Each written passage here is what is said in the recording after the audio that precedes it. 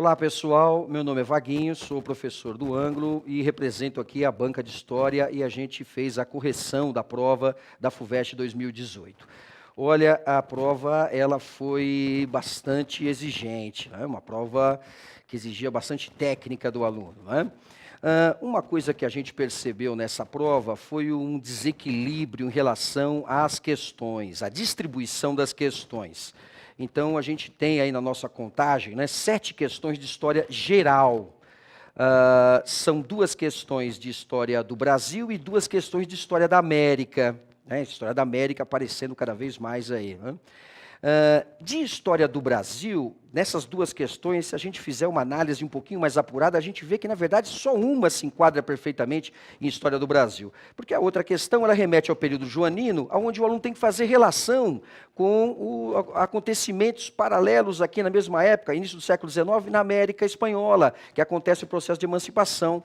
Então, né, é uma questão que trabalha um pouco também com o contexto, né, da história nesse momento.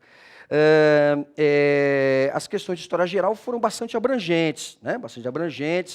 Embora algumas questões elas apresentaram um nível de detalhismo bastante forte. Não é? Então, a gente tem uma questão, a questão 58 da prova V, que é uma questão que ela tem um texto sobre o helenismo, um texto interessante sobre a influência do helenismo, né, a expansão da cultura grega pelo mundo oriental, e a gente vê, e a alternativa que acaba sendo a correta, mais ajustada ao texto, ela trabalha um período que avança em relação ao helenismo, que é final do Império Romano.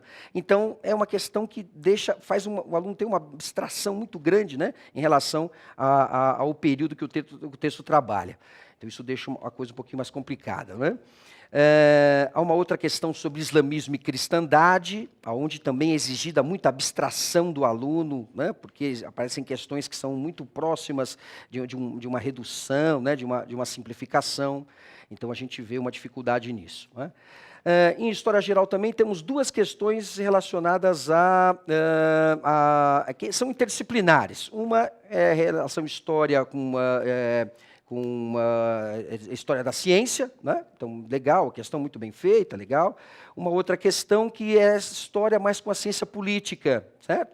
Então, ela fica, né, uma questão legal também sobre a Declaração dos Direitos do Homem pela ONU em 45, ok? É isso aí, em geral a prova tem esse nível de dificuldade aí, é exigente, mas a gente acredita que vocês foram bem aí, quem estudou se deu bem. Muito obrigado.